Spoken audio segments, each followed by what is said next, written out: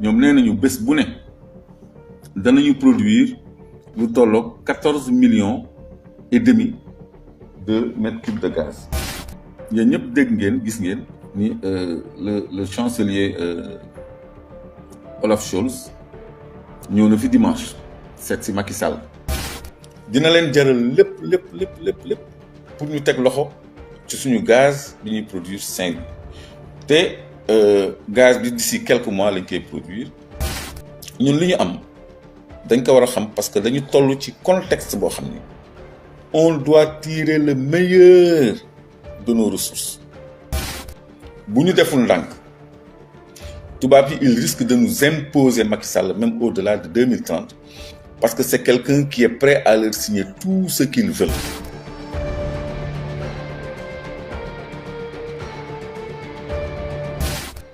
bu ngeen fàttali ko yàgg naa di wax ni Sénégal yàlla daf ko may xéwal boo xam ne Europe daf ci teg bët et principalement gazu Saint-Louis bi yàgg ngeen ma dégg ma naan gazu Saint-Louis bi moom la Europe compté pour briser le monopole russe sur le gaz européen. ci contexte bi ñu nekk nii demande boobu dafa gën a jéggi dayoo dafa gën a stratégique dafa gën a exacerbé dafa gën a pressant yàlla daf ñu baaxee benn gisement bu nekk diggante frontière Sénégal ak Mauritanie bu ñu tuddee Grande Tortue Ahmeyim ñun ñu tuddee woon ko Gëmbal. yàlla daf ci dëxëñ 70 trillions de pieds cubes de gaz. trillion mooy 1000 milliards mooy 1 trillion. loolu la ñu xayma potentielu li tëdd foofu ci gaz te loolu xayma rek la parce que yàlla rek moo xam lu mu fa dëxëñ ñu mu toll donc xayma doomu aadama kese la. ci seen xayma tamit Cosmos ak BP Cosmos surtout nee na gisement boobu c'est exploitable pendant 270 ans. ñaari téeméeri at ak juróom-ñaari fukk mën nañu di ngacc ci gaz boobu te du ko tax a jeex. ñoom nee nañu bés bu ne danañu produire lu tolloog 14 millions et demi de mètres cubes de gaz bi yoon mètre cube laa wax 14 millions et demi de mètres cubes de gaz day tolloog 2 millions 500 000 tonnes par an en début d'exploitation. donc loolu la Europe te woon bët bu yàgg laata conflit bi ba ma doon leen wax ni benn femme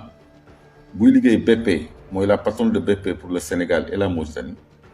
qui s'appelle Emma Delaney. C'est la patronne de Macky Sall et du président de Mauritanie, surtout le président Aziz qui a été déchu. kooku moo tënk président Aziz ak Mauritanie pour ñu trouver un accord pour exploitation gisement Ahmeyim Grande Tortue bi parce que ñoom dañu amoon ay impératifs de production pour briser le monopole russe sur le gaz européen. loolu ñu ngi ci 2020 contexte boobu moo évoluer ba guerre Ukraine bi ñëw. li waral jotaay bii nag mooy yéen ñëpp dégg ngeen gis ngeen ni le chancelier Olaf Scholz ñëw na fi dimanche seet si Macky Sall parce que Allemagne mooy état bu fekkee ni yéen a ngi suivre conflit ukrainien bi mooy état européen bi gën a réticent ci sanctions yi ñu war a appliquer Russie parce que moom nee na l'Allemagne elle ne peut pas se priver du gaz russe mënu ko loolu c'est lui demander de se planter un couteau dans le ventre loolu mënu ko kon moom amagul solution pour approvisionnement en gaz léegi américains yi dañu bëgg a profiter ci conflit bi pour jaay Europe gaz de schiste. mais gaz de schiste non seulement day gën a cher parce que bu ñu koy indi et c'est de moindre qualité que le méthane bi nga xam ne moom la Russie di jox Europe. loolu problème la épine la ci tànku Europe parce que ñoom ñëpp dañu bëgg a manko pour daan Russie sanctionner leen bañ a jëlati seen gaz. moo tax léegi pour substitution Allemagne ñëw Sénégal pour waxtaan ak Macky Sall. pour waxtaan ak Sénégal pour que suñu gisement bu énorme boobu suppléer carence bi ñuy am ci bu fekkee ni Russie indeetul gaz Allemagne parce que Russie nee nañ leen dinañu arrêter de toute façon seen approvisionnement en gaz bu ñu fayul en rouble wala en yuan donc léegi loolu moo tax moom mu ñëw fii ba mu fi jógee Niger la dem Niger lan moo fa am uranium mooy énergie nucléaire mooy nucléaire donc ñoom tubaab yi ñoom riche yi ñoom pays développé yi sans ñun duñu dem la ñu soxla yépp mu ngi ci ñun ñoo ko yor kon ñun suñu wàllu bopp ñun li ñu am dañ ko war a xam parce que dañu toll ci contexte boo xam ne on doit tirer le meilleur de nos ressources parce que tey la ëpp solo tey la ëpp valeur tey la ëpp prix tey la ëpp enjeu géostratégique tey la ëpp enjeu économique tey la ñu war a gën a mën a respecter Sénégal mais ñoom dina leen jaral lépp pour ñu teg loxo ci suñu gaz bi ñuy produire Saint-Louis te gaz bi d'ici quelques mois lañ koy produire 2023 la ñu wax léegi loolu am na beneen jaan bu ci laxasu ñun dañu commandé Sénégal ak Mauritanie benn plateforme flottante de liquéfaction de gaz donc c'est un terminal méthanier flottant boo xam ne ñu ngi ko war a installer au large de Saint-Louis à 8 kilomètres seulement des côtes boo xam ne moom moo war a extraire gazu Saint-Louis bi ba noppi séddale ko donc navire boobu FPSO boobu da ngeen familiariser wu ak moo boobu ñu ngi koy defaree Chine daanaka pare na ci contrat yi dafa waroon nekk moomeelu Sénégal ak Mauritanie après 10 ans d'exploitation dañ ko dafa war a nekk suñu alal suñu bien suñu infrastructure après 10 ans d'exploitation Macky Sall demoon na fi Mauritanie di essayer avion bu bees bi mu jëndee 60 milliards demul woon pour essayer avion bu bees bi mu jëndee 60 milliards dafa demoon pour signer beneen accord boo xam ni accord bu ñu publié wul la bu ñu waxul kenn la ba nga xam ni plateforme bi ñu waroon a revenir au bout de 10 ans d'exploitation dañ koy joxe en location dañu koy jox ñun en location ad vitam aeternam c'est-à-dire dañ koy défalquer des coûts de production pétroliers donc Macky Sall dafa dem signer pour que loolu nekk toujours somme boo xam ni Sénégal ak Mauritanie dañuy continuer di ko fay moom ak président Mauritanie ñoo d'accord loolu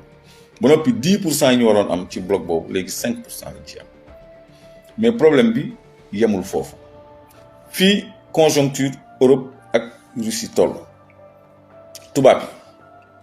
allemand yi français yi danañu def tout pour am Sénégal président bu leen di signer lu ñu bëgg d'ailleurs invité nañu Macky Sall dans quelques jours fële sommet G7 sommet yi nga xam ni pays développés yi ñoo fa nekk pays européens yi ñoo fa nekk invité nañu président Macky Sall sommet G7 dans quelques jours pour mu régler problème mu gazu Europe bi kon gazu Europe bi solution bi fii la te yàlla xam na ni yàgg naa leen ko wax ñi ma daan déglu yàgg nañu dégg avant conflit bi ma naan on compte sur le bloc de Saint-Louis pour briser le monopole russe sur le gaz européen donc léegi sur le plan maintenant politique et c'est là que c'est important sur le plan politique bu ñu deful ndànk tubaab yi il risque de nous imposer Macky Sall même au-delà de 2030 parce que c'est quelqu'un qui est prêt à leur signer tout ce qu'ils veulent kooku muy benn ñaareel bi ils vont pas chercher au Yémen en Irak en Iran du gaz ou ailleurs parce que Algérie dañu verrouiller parce que y a l'influence russe là-bas parce que Algérie tam jéem nañ fa régler le problème du gaz fan yi rek ils ont refusé ñu ñëw Sénégal donc léegi ils feront tout pour ñu am un valet au Sénégal parce que xam nañu ku mel ni président Ousmane Sonko par exemple c'est un souverainiste li may wax nañ ci bàyyi xel de c'est un panafricaniste c'est un souverainiste te gis nañu li xew Mali il y a un vent de souveraineté qui souffle en Afrique il y a un vent panafricaniste qui souffle en Afrique au Mali au Niger au Burkina un peu partout et même au Sénégal te ci contexte bi Sénégal bu amee un président qui est en dehors de tout système comme Ousmane Sonko par exemple dina mën a asseoir souveraineté économique du Sénégal ak souveraineté politique du dëkkam comme Assimi Goïta ni mu koy defee xam nga par rapport aux Français qui ont toujours dominé le Mali ba doon leen jox sax autorisation de vol dans leur propre territoire ñoom ñu dindi loolu parce que loolu c'est une aberration c'est aussi une aberration nit ki am yëfam ñu ni ko tubaab bi ni ko yow 10% nga ci moom 90% bi ñoo ko donc loolu moo tax Olaf Scholz ñëwul Sénégal ñun dañu am un président boo xam ne mais lu ko Macron sant lay def lu ko Union européenne sant lay def parce que Macky Sall intérêt moo ñu jàppale ko rek mu maintenir au pouvoir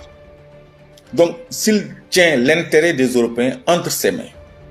nga xam ni mën na ko brader mën nañ leen jox ay garanties par rapport aux Russes mais il ne se fera pas de scrupule il va leur dire écoutez moi pour que je puisse défendre vos intérêts il faut m'aider à rester parce que mon pouvoir est menacé parce qu'il y a des jeunes qui veulent autre chose il y a un homme politique qui prône autre chose donc voilà Ouattara il est bien président en Côte d'Ivoire te 3e mandat la am Alpha Condé dañ ko coup d'état 3e mandat la amoon te ñëpp ngi seetaan Idriss Déby ñaata yoon la dépassé mandat je crois qu'il était à 6 mandats avant son assassinat Mobutu Sese Seko c'était un dictateur France moo ko ngemboon Omar Bongo c'était un dictateur France moo ko ngemboon tous ses intérêts Jean Bédel Bokassa empereur de Centrafrique extravagant di jël ay jaman réew mi di ko fooye Giscard d'Estaing moo ko ngemboon fa la doon vacances di am foofu ay jaman ak seen affaire donc ñoom démocratie bi ñuy prôné ci kaw la nii rek mais seen intérêt bu taxawee affaire démocratie amatu kon tey jii Macky Sall s'il règle le problème du gaz européen avec notre gaz jox tubaab yi ay garanties ils seront prêts à le maintenir et ils ne voudront pas prendre le risque qu'un autre pouvoir vienne ici jouer les souverainistes défendre les intérêts du Sénégal donc foofu mooy yàqu waxtaan bi c'est-à-dire impact bi muy am ci suñu politique intérieure ñun ak impact bi muy am ci suñu état wu démocratie Macky Sall c'est quelqu'un qui est prêt à tout accepter pour se maintenir au pouvoir et rester au pouvoir te fi mu nekk ni européens yi jaaxle boo xam ne jaaxle nañu ba fi jaaxle yem ils sont prêts à faire toutes les concessions Macky Sall est en position de force ils sont prêts à toutes les concessions pour avoir notre gaz information gaz bi nga xam ni moo lukki bëtu européen nekk Saint-Louis production de 14 millions et demi de mètres cubes par jour wala 6859 tonnes comme vous me l'avez si bien calculé par jour est-ce que xam ngeen ni li nekk Kayar bloc de Kayar moo ëpp li nekk Saint-Louis yàlla moo ñu defal loolu est-ce que xam ngeen ni Sangomar ak Jifeer am na gaz je certifie sur l'honneur que gaz boobu nekk Sangomar ak Jifeer moo ëpp gaz bi nekk Saint-Louis bi nga xam ni ci la européens yaakaar pour régler seen problème kon ñun lan mooy suñu potentiel gazier ñu ñuy classé bu ñu nekkee en phase de pleine production maanaam suñu exploité Gëmbël Yaakaar Teranga c'est les puits qui sont à Kayar exploité Sangomar Jifeer ak Rufisque même Rufisque am na gaz on sera dans le top 5 des producteurs de gaz donc li tubaab yi teg bët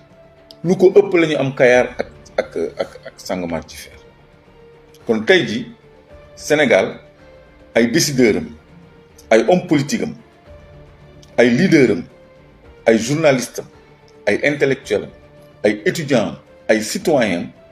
war nañu xam lan mooy réellement potentialité Sénégal te ñun dañu war a jot ci suñu réew pour jëriñu ci suñu koom-koom ci suñu alal ci suñu am-am ci suñu moomeel il faut que ñu moom suñu bopp il faut que ñu conquérir suñu souveraineté il faut que ñu asseoir suñu souveraineté par rapport à toutes les grandes puissances ak fu ñu mënti bokk kon loolu c'est une mission citoyenne un engagement patriotique boo xam ne il faut que ñëpp redoubler d'efforts takkuwaat defarwaat pour mën a jëm ci loolu ñu ngi en pole position li àddina bi gën a soxla mais ñun ñoo ko yor te Russie sax ñoom it bu doon seen sago européens du ñu jot ci suñu gaz ñoom bu ñu ko mënoon xëccoo ak ñoom xëccoo ko ak ñoom kon ñun fi mu nekk nii on doit tirer notre épingle du jeu au lieu ñuy lécher ay bor di jouer les vassaux maanaam ay suq ay dunguru ay valet Europe ak tubaab bi donc loolu moo doon solo waxtaan bi te bokk na ci li ma ci tiit impact politique bi maanaam ki nga xam ne nangul na leen ñoom ñu jéem ko samp suñu kaw loolu nag lu nar a metti lay doon bu ñu jéemee samp Macky Sall suñu kaw ngir seen intérêt ñoom seen intérêt énergétique et minier européen yi par rapport à ce conflit là dana metti trop parce que boobaa day laaj beneen taxawaayu Sénégal yi pour ñu jot ci suñu réew te jot na ñu jot ci suñu réew